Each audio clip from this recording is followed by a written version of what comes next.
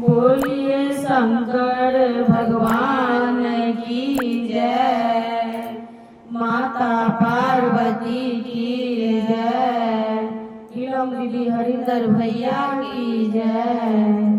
सभी यूट्यूब बहिन सबके चरणों में प्रणाम करै छी।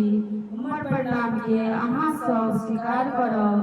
हम सब अहाँ सबके भजन सुनाबै छी। नीक लागत लाइक सब्सक्राइब जरूर करब, कमेंट कऽ कऽ हर महादेव जरूर भेजब। आइ गइले सावन महीनमा हो, करब भोले के दर्शन। आइ गइले सावन महीनमा हो, करब भोले के दर्शन। आइ गइले सावन महीनमा हो, करब भोला के दर्शन। आइ गइले सावन महीनमा हो, करब भोला के दर्शन। कथी चढ़ी भोला आबै, कथी चढ़ी गौरी, कथी चढ़ी भोला आबै, कथी चढ़ी गौरी, कथी चढ़ी गणपत ललनमा हो, करब भोले के दर्शनमा।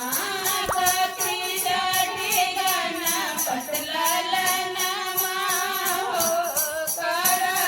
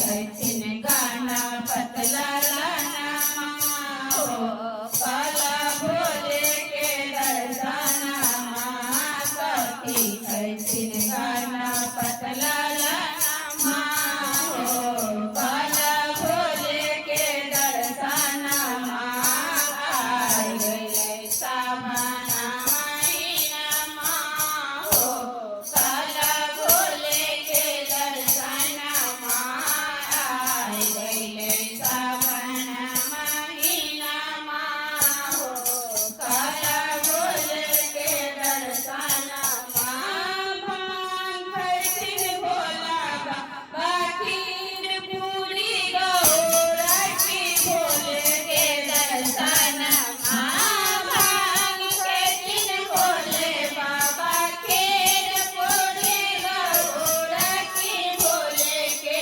दर्शना लड्डू कैथिन गाना पतला लाना हो काला भोले के दर्शना लड्डू कैथिन गाना पतला